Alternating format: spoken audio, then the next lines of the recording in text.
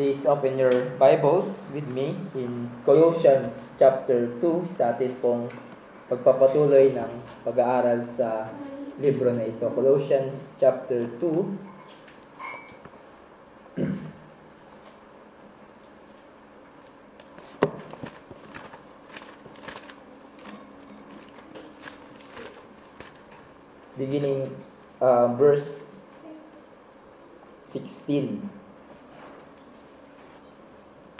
Therefore, let no one pass judgment on you in questions of food and drink, or with regard to festival, or a new moon, or a Sabbath. These are a shadow of the things to come, but the substance belongs to Christ.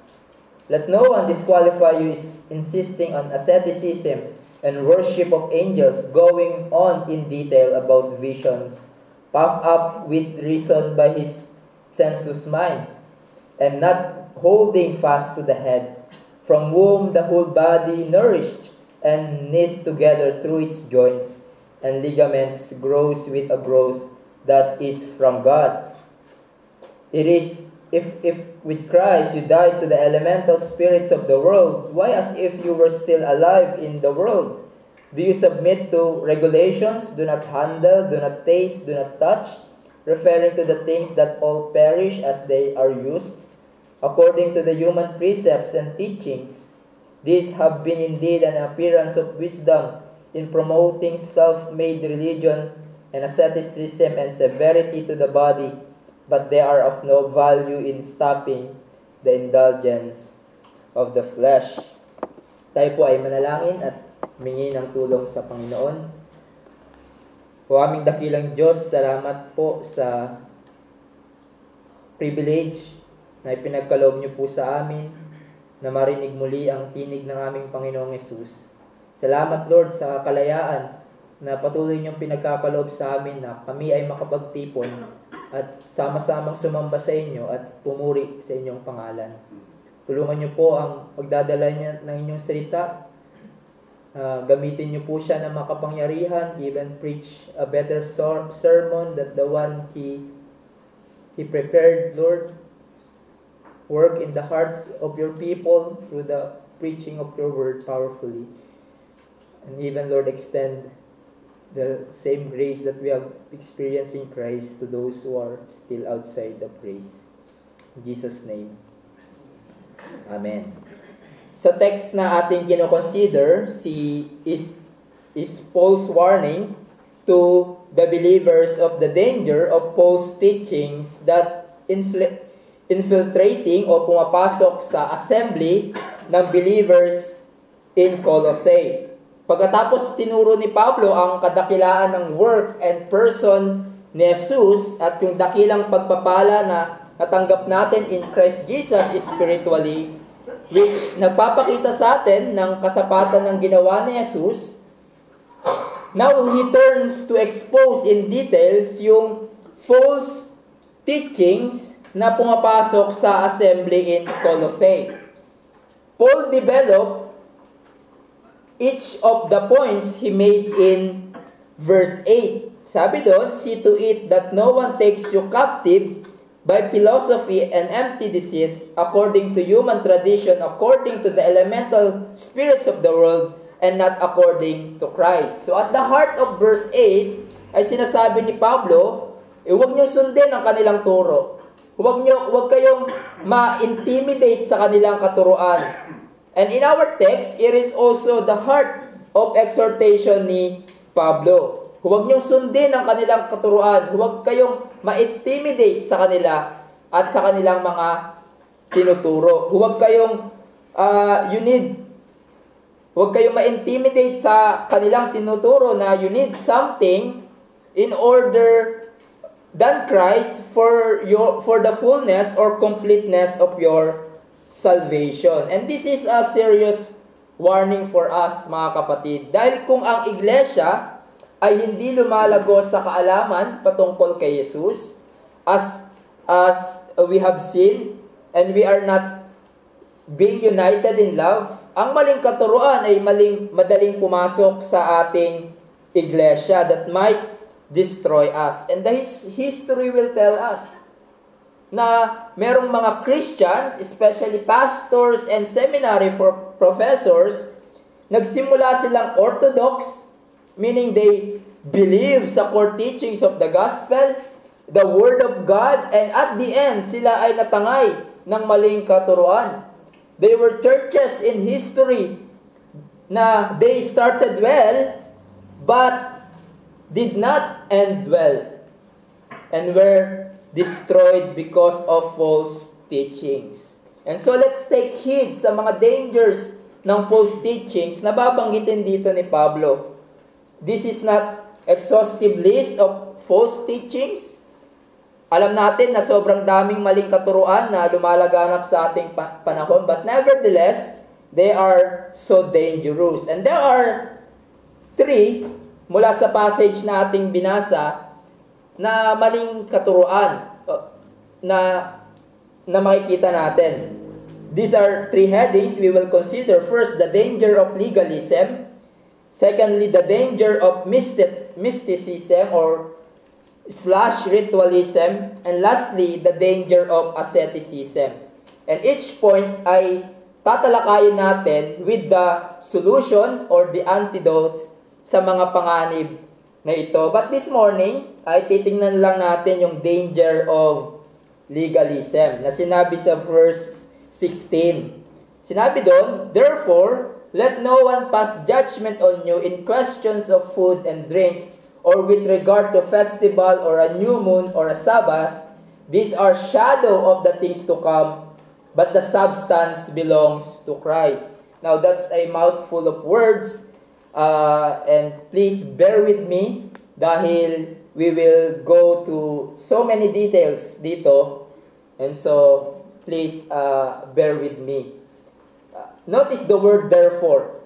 Paul is saying sa mga believers, dahil kayo na ay nakatanggap ng completeness in Christ, you have spiritual fullness in Christ, huwag niyong hayaan na mag-impose sa inyo ng some sort of spiritual development that is not according to Christ.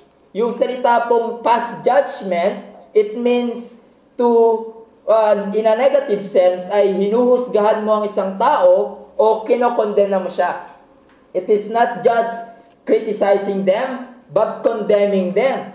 They were pronouncing judgment to the believers kung hindi nila gagawin yung katuruan at practice ng mga bulaang mangangaral na ito. Parang sinasabi nila na hindi kayo tunay na spiritually complete. You are not truly spiritual if you don't observe our teachings. But Paul strongly warned the believers, let no one pass judgment on you. Yung salita pong no one ay nasa unahan ng sentence ng Greek, emphasizing a strong negation. At ito ay nasa tinatawag na present imperative, na ang ibig sabihin, they are to stop allowing this to happen. Huwag kayo magpa-apekto sa mga sinasabi ng mga false teachers na ito, which it implies also that some of the believers in Colossae were already recipients of and falling into destructive judgmental attitude. Merong iilan na marahil ang naapektuhan sa pagiging judgmental attitude or pagpapas ng judgment ng mga false teachers sa mga believers. But Paul is saying to them, don't be intimidated to them, to what they are imposing. Then Paul shows to us and expose in details kung ano itong katuruan na ito na pinangahawakan ng mga false teachers na ito kung saan ay hinahatulan nila ang mga believers. And we called it legalism. Sinabi ng isang commentary sa pagdating sa legalism, legalism is a religion of human achievement. It argues that spirituality is best based on Christ plus human works. It makes conformity to man-made rules the measure of spirituality. So take note that it makes conformity to man-made rules the measure of spirituality. Dahil ganito ang ini-impose ng mga false teachers. yung rules and regulations nila as the measure of spirituality. Basically, sinasabi nila, if you don't do these regulations and festivals, you are not spiritually complete.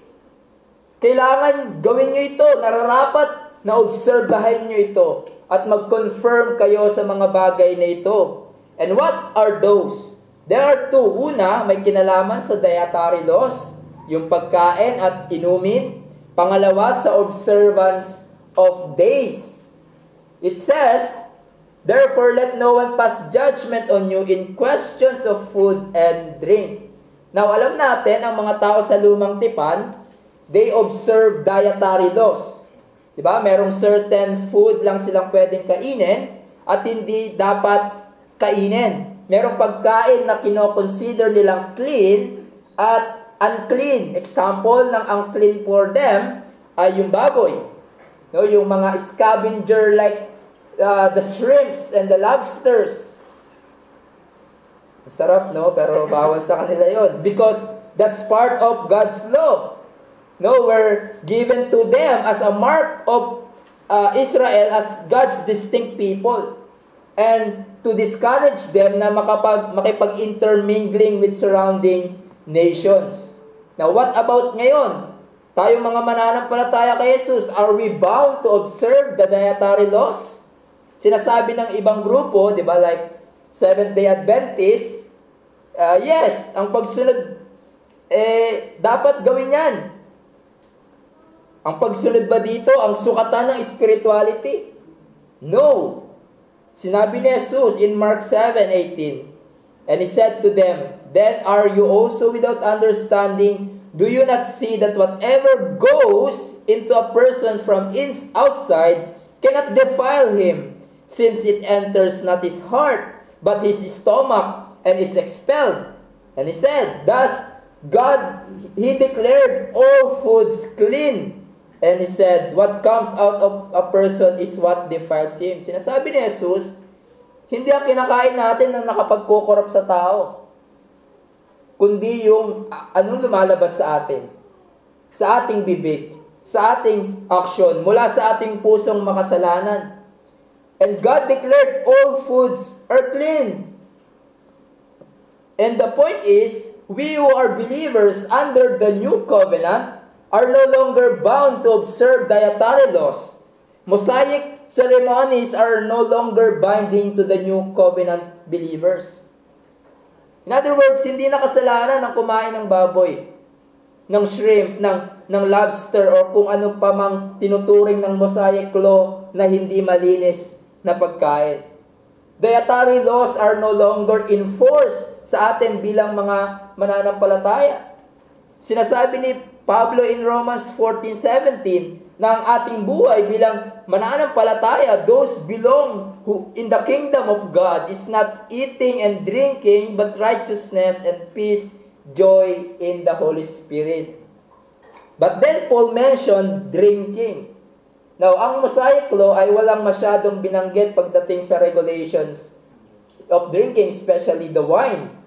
Maliban kung ikaw ay belong sa priesthood, na hindi ka dapat influence ng alak kung ikaw ay nagmi-minister sa tent of meeting, ayon sa Leviticus 10, or you made a Nazarite vow, abstaining from any kind of wine.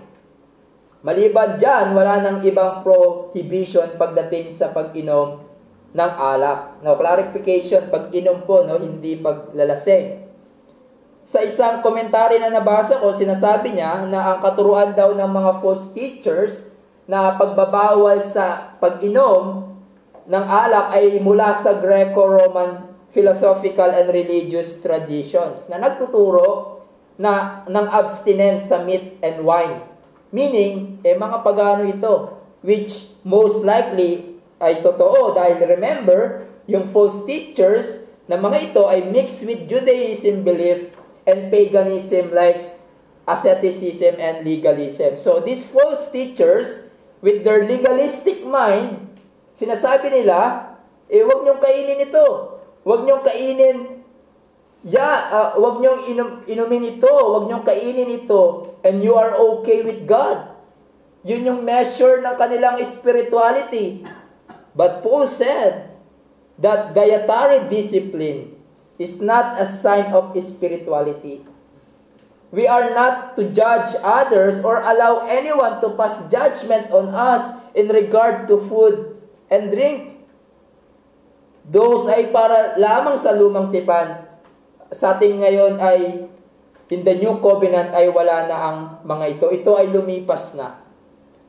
Now, same thing sa pangalawang matter na ini-issue ng mga false teachers may kinalaman sa observance of days or festivals. Alam natin, yung mga Hudyo, meron silang date kung saan sinaselebrate nila yung mga festivals. Kung tutungo kayo sa Leviticus 23, doon makikita nyo iba't ibang feast. No? Meron silang sinaselebrate na Feast of the First Fruits, the Passover, the Feast of Booths or Tabernacle, the Day of Atonement, etc.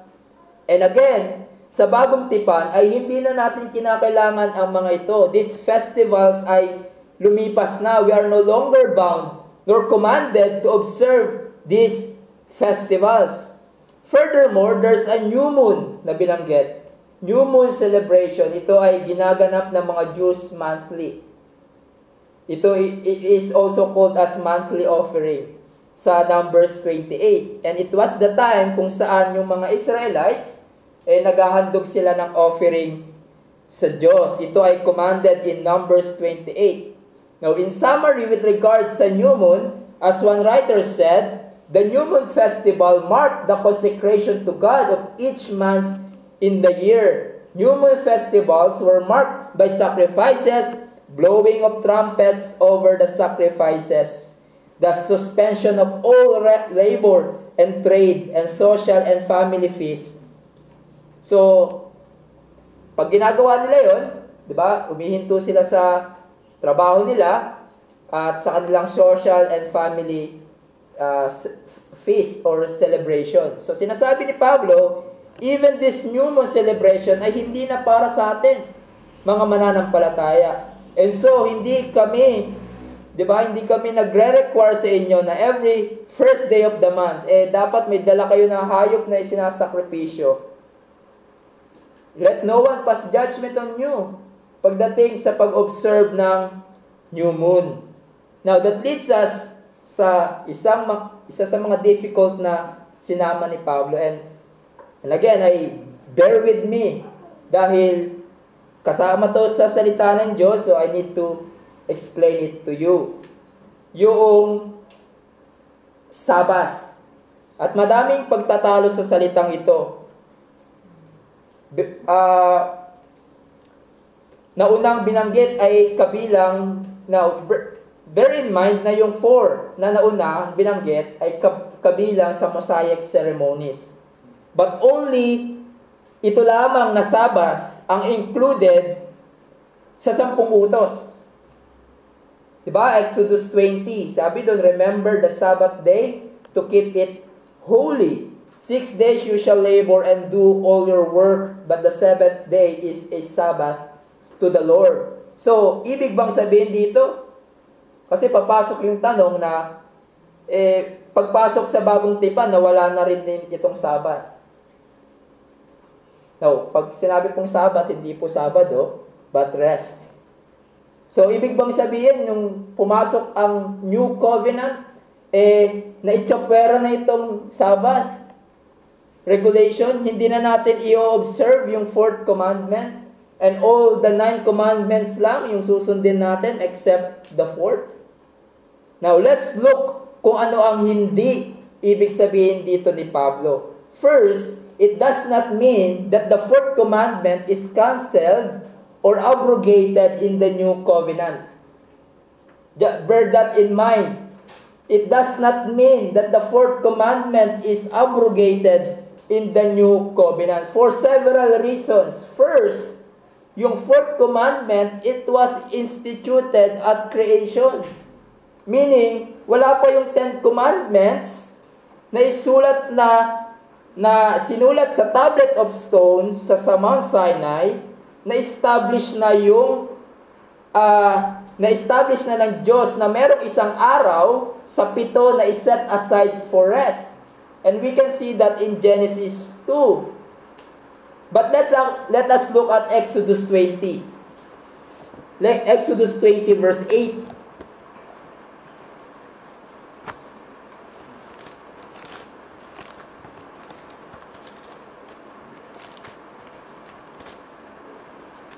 Sinabi po doon, remember the Sabbath day to keep it holy. 6 days you shall labor and do all your work, but the 7th day is a Sabbath to the Lord your God. On it you shall not do any work, you or your son or your daughter, your male servant or your female servant, or your livestock or the sojourner who is within your gates. For in the 6 days, here's the reason. For in the 6 days the Lord made heaven and earth, the sea and all that is in them, and rested on the 7th day. Therefore the Lord blessed the Sabbath day and made it holy. Okay? So, bago pa mahulog ang tao sa kasalanan, bago pa ma-establish yung Mosaic Law, God already established na merong isang araw na hiniwalay sa 6, na blines ng Diyos at kanyang hiniwalay. At pinag-utos ng Panginoon na ito ang marapat maging pattern ng kanyang mga tao. Katulad ng Panginoon, di ba? 6 days the Lord worked. He created, and on the 7th, siya ay nagpahinga. He blessed it, made it holy. Tayo man din na kanyang mga tao. 6 days we work. And on the 7th, ay may isang araw na hiniwalay natin ang araw na ito sa pagsamba. Hindi natin ito tinuturing na parehong araw lang sa common na araw. 'Di ba? It is a special day, the Lord's Day. We stop sa ating mga labor, we set apart this day for God and to rest in God and worship Him. And in doing this, we imitate God. Second reason, dahil ang Sabbath day is kept by God's people before the establishment of the Mosaic Law in Mount Sinai. Now, ito na yung, kung kanina nahulog yung tao sa kasalanan, hindi pa nahulog na yung tao sa kasalanan dito, pero wala pa yung sa Mount Sinai, utos na pala ng Diyos yun. In Exodus 16, kung titignan nyo po doon, in Exodus 16, ang mga Israelites ay nasa wilderness. And they in fact grumbled. Di ba? Nagreklamo sila. Sila ay nagugutom. And God provided bread from heaven. And here's the regulation in verse 25 ng Exodus 16. Verse 25, sabi doon, Moses said, "Eat it today, for today is a Sabbath to the Lord. Today you will not find it in the field. 6 days you shall gather it, but on the 7th day, which is a Sabbath, there will be none." Tapos, sinabi doon sa verse 25 to 27, on the 27, on the 7th day, some of the people went out to gather. Tigas ng ulo, no? But they found none. And the Lord said to Moses, "How long will you refuse to keep my commandments and my laws? See, the Lord has given you the Sabbath. Therefore, on the 6th day, He gives you bread for 2 days. Remain each of you in his place. Let no one go out of his place on the 7th day." So the people rested on the 7th day. You see, notice here na sinabi ng Diyos na yung Sabbath, the 7th day, ay tinawag ng Diyos na commandment. Tinawag niya na ito ay isang utos. And it is actually a gift for them. Yung Sabbath, it is a rest. It is not a curse. Sabi sa verse 29, "See, the Lord has given you the Sabbath." At nag-provide ang Panginoon ng pagkain nila for 2 days para lang hindi sila lumabas o magtrabaho. The 6th day ay para hindi na sila magtrabaho, para sa kanilang kakainin. I wonder, di ba, kung tinuturing nyo din ang araw na ito na yung Sabat, the rest day for the Lord bilang isang regalo sa inyo ng Panginoon. I wonder kung tinuturing nyo din na itong Lord's Day ay isang regalo sa inyo ng Diyos. This should be our delight, and it is a gift for us from God. Now, third reason, bakit hindi na-cancel ang Sabbath day or the fourth commandment? Because it was included in the Decalogue or the Ten Commandments. Kasama siya sa 10 utos na tinawag na moral law. Bakit kakaiba itong Ten Commandments sa rest ng commandments na binigay ng Diyos? Di ba? Meron binigay ang Diyos na 10 utos. Meron din siyang binigay na mga pagdating sa seremonya. Bakit kakaiba itong Ten Commandments? First, it was spoken by God to the hearing of all Israelites. In Exodus 19, while yung other laws ay sinabi lang kay Moses na kanyang isulat. So that's the first. Also, yung Ten Commandments, unique siya dahil it was written by God Himself on the tablets of stone by the fingers of God. Other laws were not written by Moses. Other laws were written by Moses. In Exodus 21. Thirdly, bakit unique siya? The 2 tablets of stone ay nilagay in the Ark of the Covenant. How about yung iba? They were put next to the Ark of the Covenant. Okay? Then lastly, bakit pinagpapatuloy pa rin natin itong Sabbath? It is continued or repeated in the New Covenant. Sinasabi ng iba, yung Sabbath observance, para lang yan sa lumang tipan. Well, it is still commanded sa bagong tipan na inihiwalay natin ang isang araw sa 7 for rest. Look at Mark 2. Mark 2:25.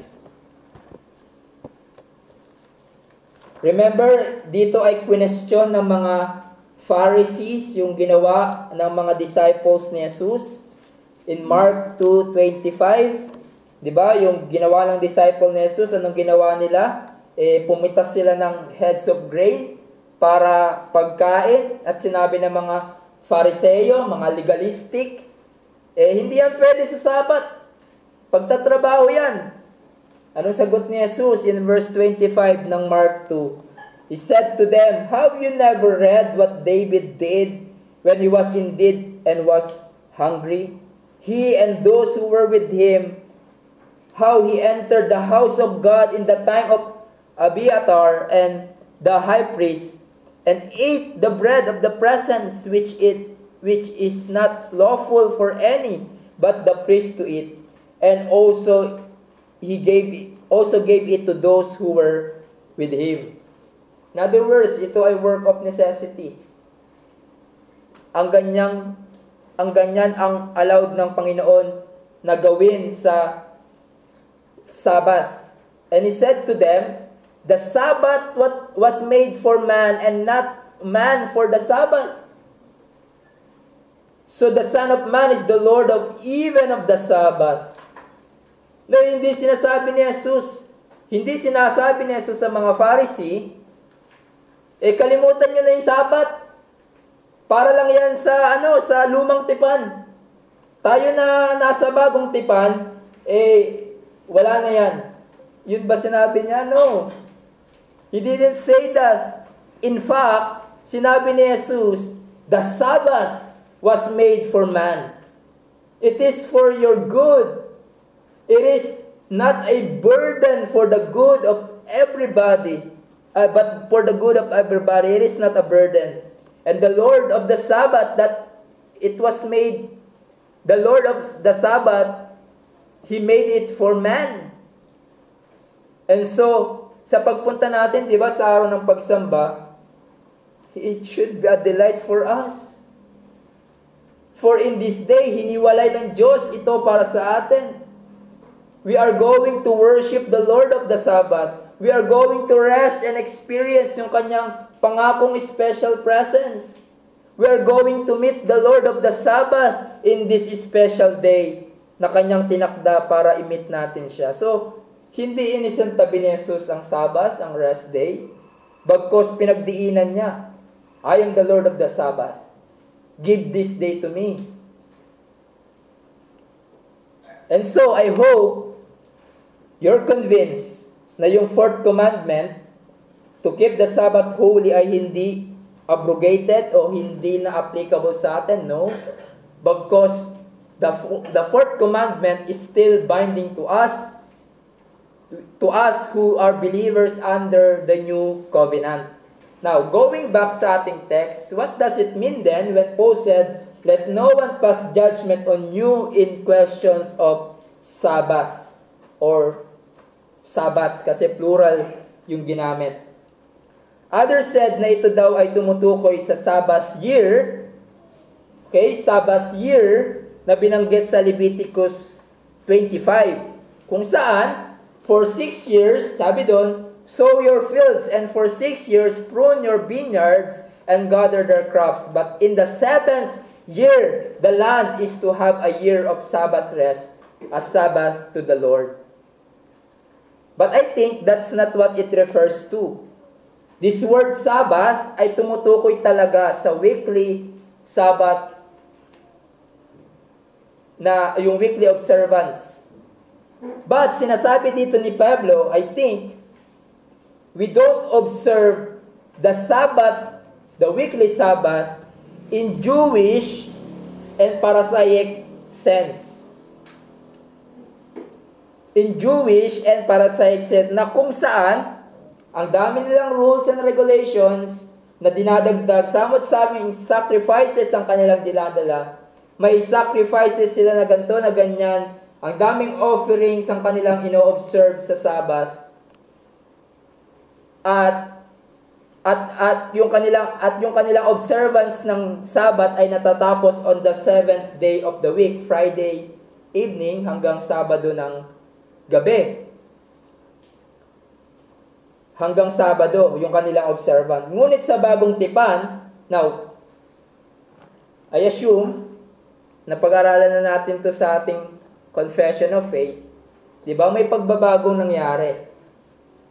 Instead na 7th day of the week, natin ino-observe ang Sabbath, which sa Jew ay Friday hanggang evening ng gabi, Saturday ng gabi. Na instead na 7th day of the week, natin ino-observe ang Sabbath rest day, naging first day of the week, which is araw ng linggo. So, merong alteration of the Sabbath day. Okay, in the Old Covenant, the appointed Sabbath day is on the last day of the week, Saturday. But in the New Covenant, it is changed into the first day of the week, Sunday. Now, tatanungin natin, bakit nagkaroon ng pagbabago? It is because of what Christ has done and His resurrection. And the pattern of the apostles na iniwan sa atin on what day we should gather for worship.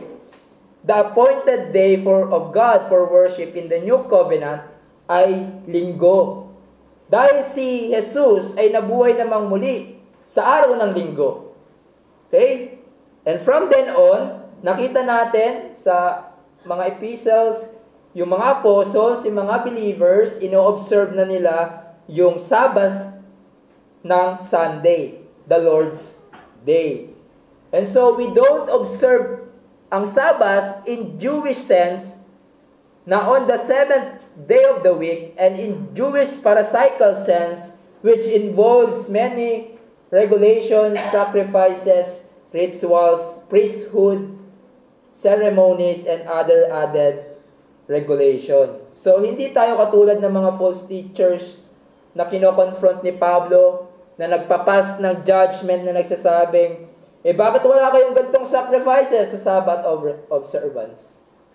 Ba't wala kayong gantong festival? Ba't wala kayong priest? Wala kayong this and that regulations? No, all those ay lumipas na. So Paul is saying, don't let anyone judge you if you don't observe the dietary laws, the Jewish festival, the new moon, and the Jewish Sabbath. Dahil mismo ang Diyos ay hindi kayo hinahatulan sa mga yan.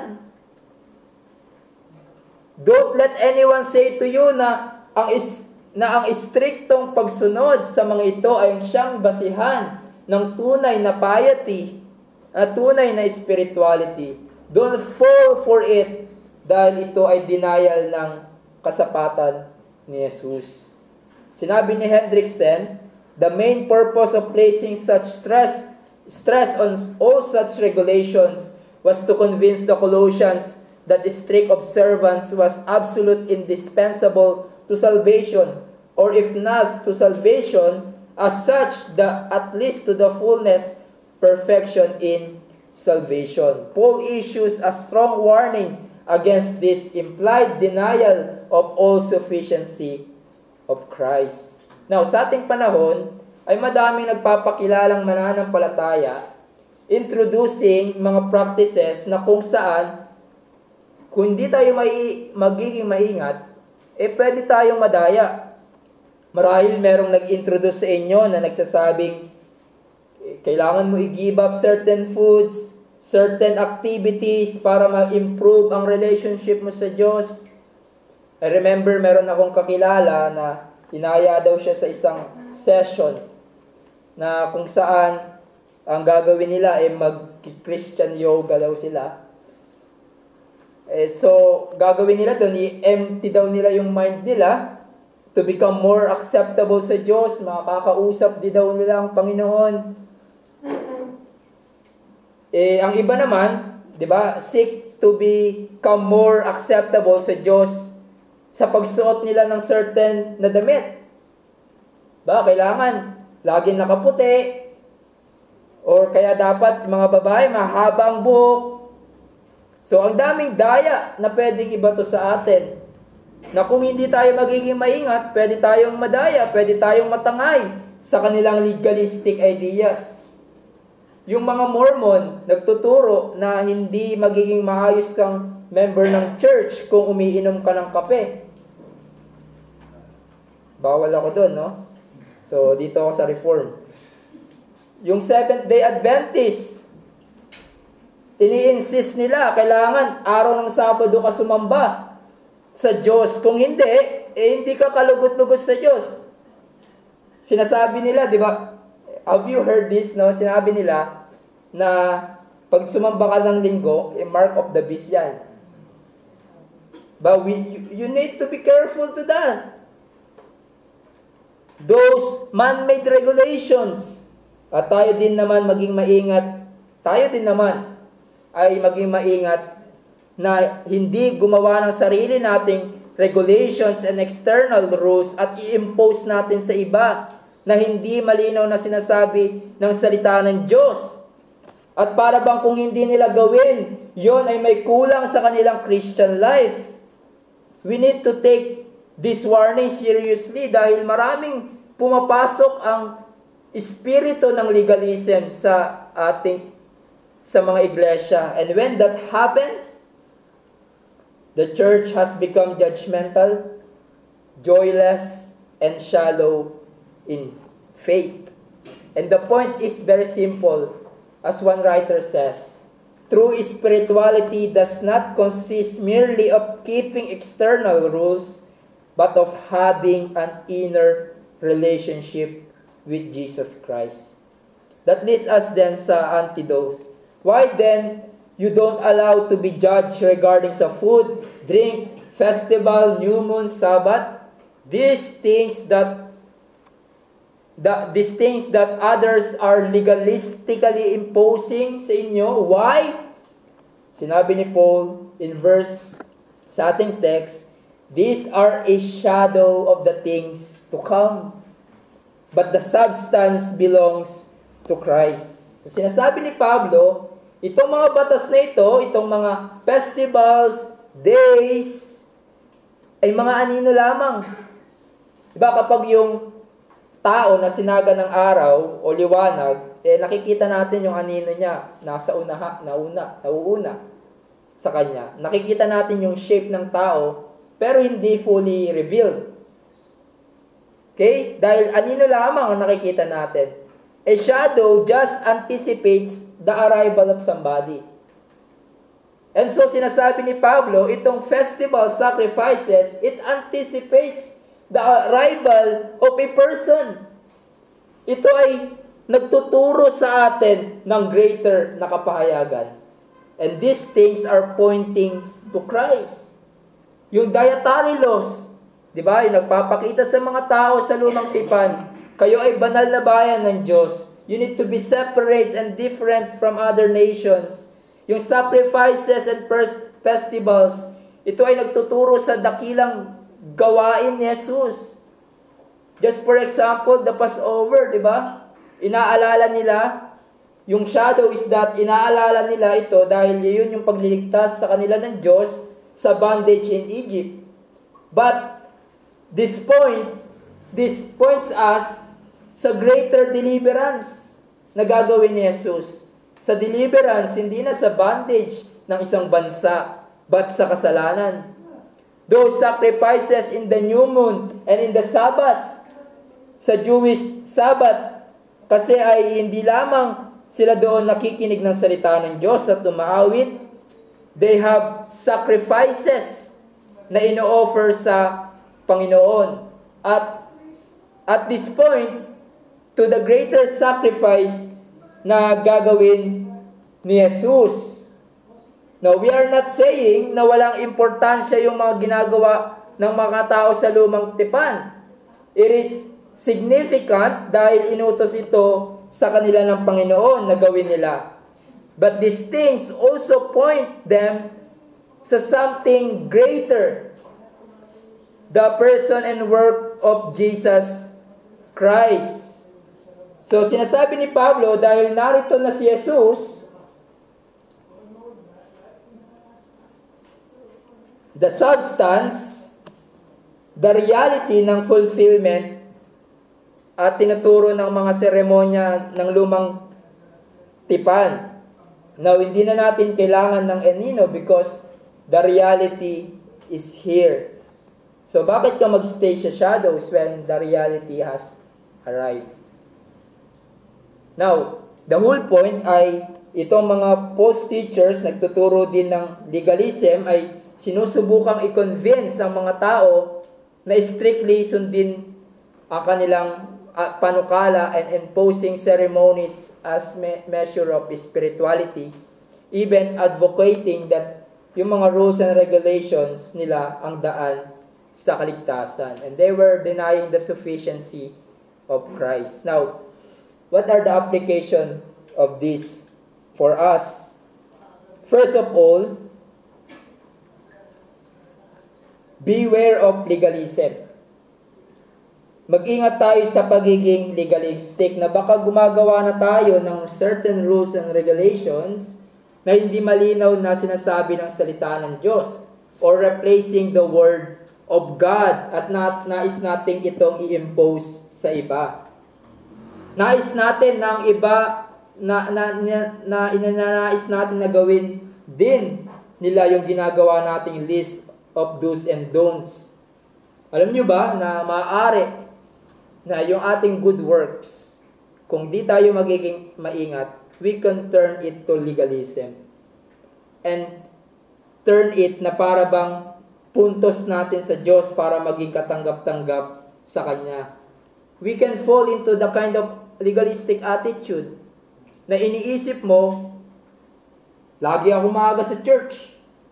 Mas matutuwa ang Diyos sa akin. Dapat ganito din lahat ng members sa Trinity. Yung pananamit ko, kagalang-galang.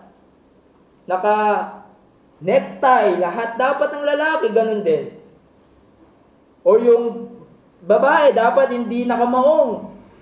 Ako hindi nakamaong, dapat ganun din lahat.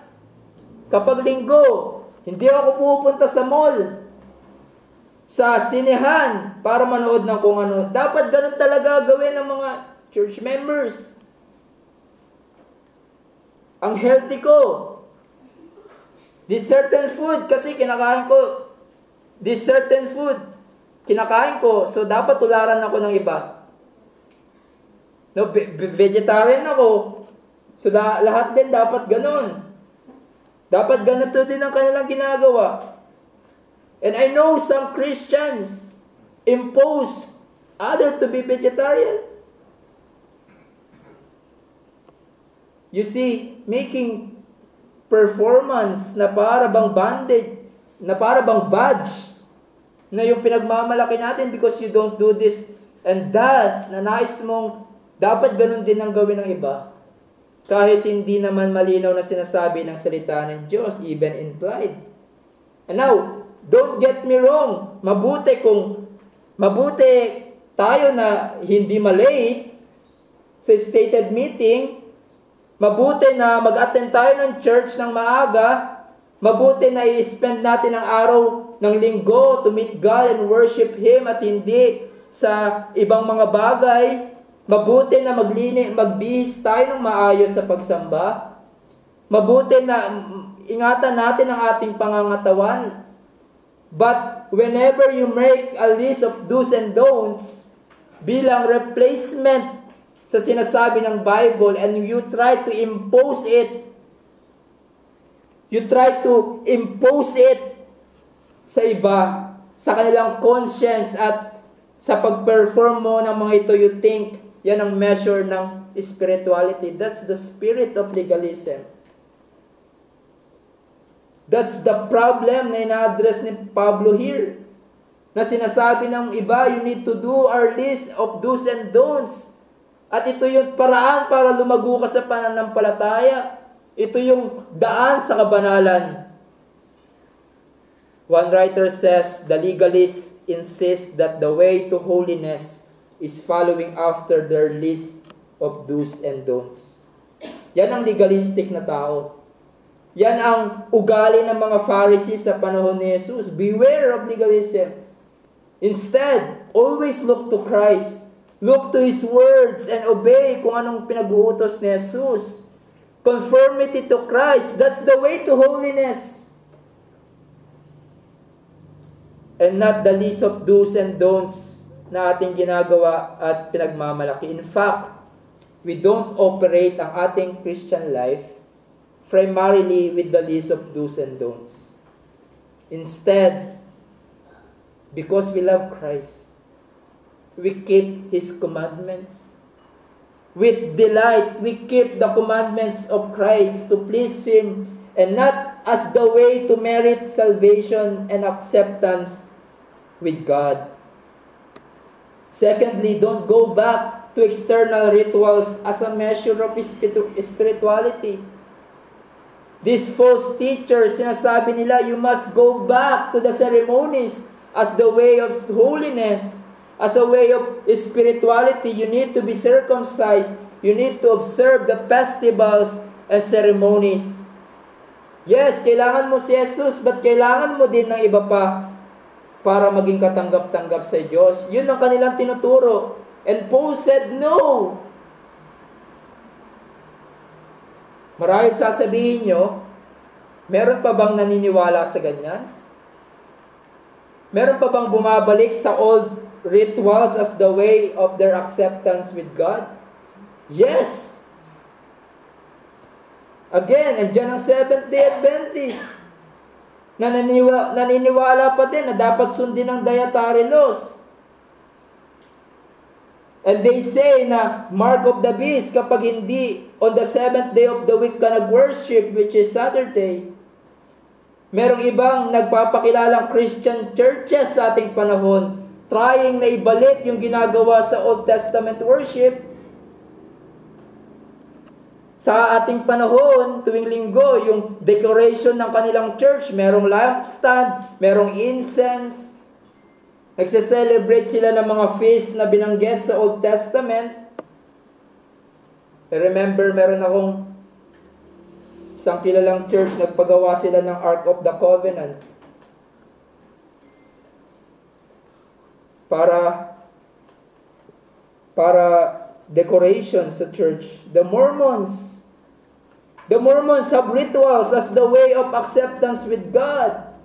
You need to deprive yourself ng certain food and drinks. Mga external rituals, katulad ng Roman Catholicism. Ang daming mga sakramentong dapat mong sundin. Ang daming ceremonies na dapat mong daanan para maging malinis sa iyong kasalanan at mapalapit sa Diyos. Sinasabi ng Bible, those ceremonies and rituals cannot save you. At hindi ang external rituals ang sukatan ng spirituality. In fact, there was a time sa panahon ni Isaiah kung saan sinabi ng Panginoon sa kanyang mga tao na gumagawa ng external rituals, sinabi niya, I have enough of burnt offerings of rams and fat of well-fed beasts. I do not delight in the blood of bulls or lambs or goats. Hindi na ako natutuwa sa offerings nyo, sa inyong external ceremonies. Why? Your heart is far away from me. Hindi nyo talaga ginagawa ang nakakalugod sa akin. It's all external. External performance. Jesus said to the Pharisees, you worship me with your lips, but your heart is far away from me. Yan ang mangyayari sa atin. Yan ang magiging kalagayan natin kung ang ating fellowship, ang ating buhay ay puro na lang external performances. And when we think it is based on our performance, ang ating acceptance sa Diyos. When we think as long as we do external performances, external church activities, ay okay tayo sa Panginoon. But in reality, tinatago lang natin ang tunay na kalagayan ng ating puso sa Diyos. We hide our sins. We don't deal with our sins before God. Hindi maayos ang relationship natin sa Diyos. And we cover it with external activities. We are being hypocrites. Ito ay hindi nakakalugod sa Diyos, we must beware na hindi natin gawin pang-cover ang external performances or external na ginagawa natin. What's the true condition of our hearts before God? Thirdly, with regard sa Christian Sabbath, keep the Lord's Day holy and keep it with delight. Alalahanin natin ang araw na ito, the Lord's Day. Ito ay araw na ipinagkaloob sa iyo ng Diyos. Ito ay pinag-utos sa iyo ng Diyos na dapat mong ganapin. Don't treat it na parang katulad ng work days natin. No, we cease from secular employment and recreation, and we devote ourselves to God in worship in His Word. I am the Lord of the Sabbath. Sabi ng Panginoon, give this day to me. Isa sa practical na paraan in keeping the Lord's Day holy ay i-engage natin ang ating sarili sa araw ng linggo sa private and public worship. Privately, we meditate. We listen to the exhortation to us. We listen to the lyrics of the hymn, and we meditate upon that. We pray, we commune with God. Kaya nga ini-encourage namin kayo when the piano starts, sana it is the time to meditate. It's time to pray to God and ready our hearts. At hindi kung ano-ano ang ating ginagawa. Publicly, sumasama tayo sa pagsamba ng mga tao ng Diyos sa pag-awit. Ito ang design ng Diyos sa mga taong Kanyang niligtas na ang araw na Kanyang inappoint, the Lord's Day, ay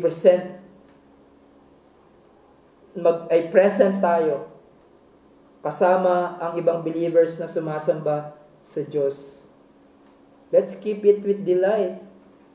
Not more on external ceremonies, but with joy. Here is the Lord's day. And we should be rejoicing.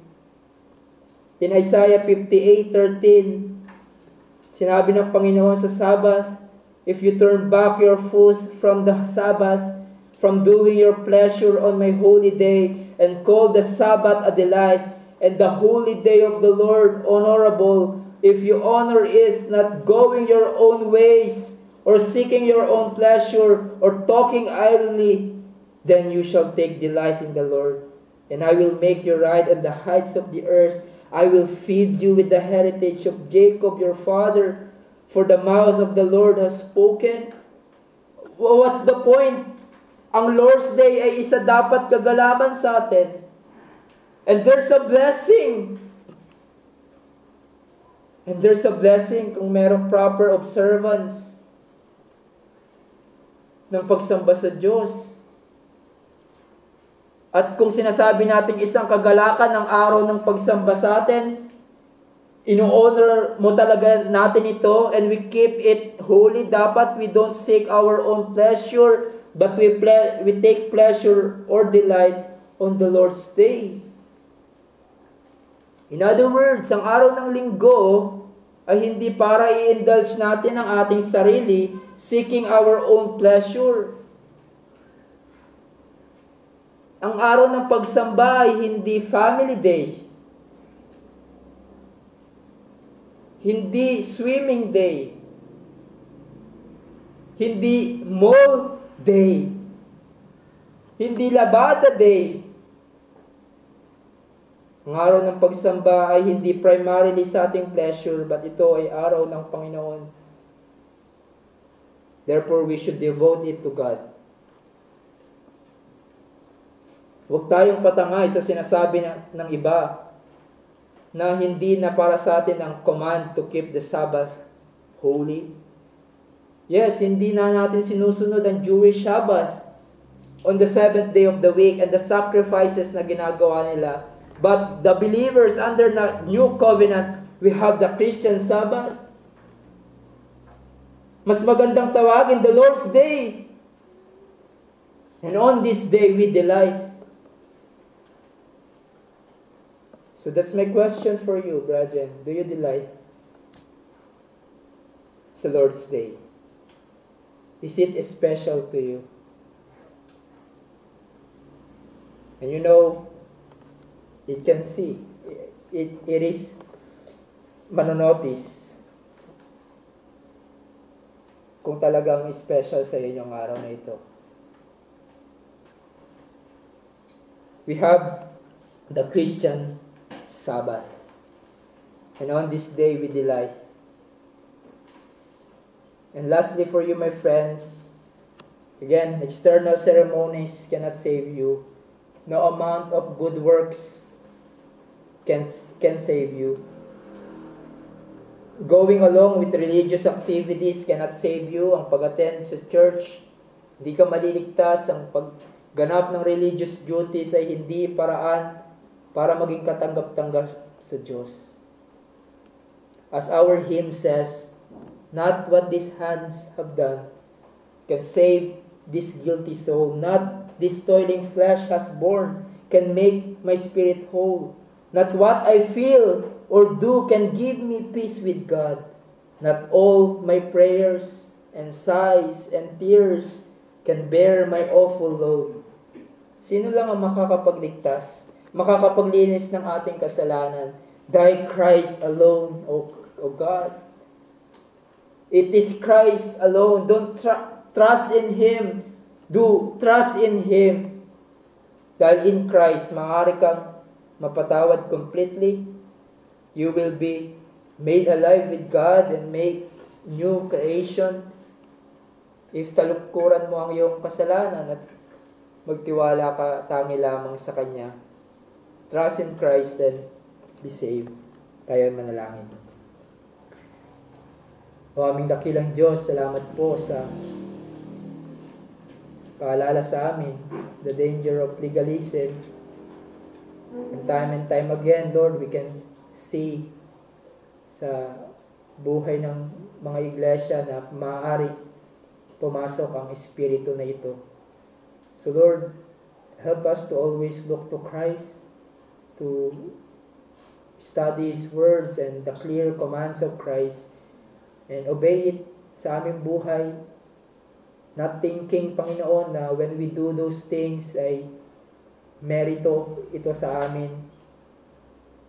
Thinking na, O Diyos, ito, yung mga external ceremonies or rituals or activities in the church ay sukatan ng tunay na spirituality. No, Lord, we just delight in obeying your commands, and we just want, Lord, to obey kung anong malinaw na sinasabi mo sa inyong salita. And let our obedience, Panginoon, ay maging kalugod-lugod sa inyong harapan and not a way, Lord, to earn salvation.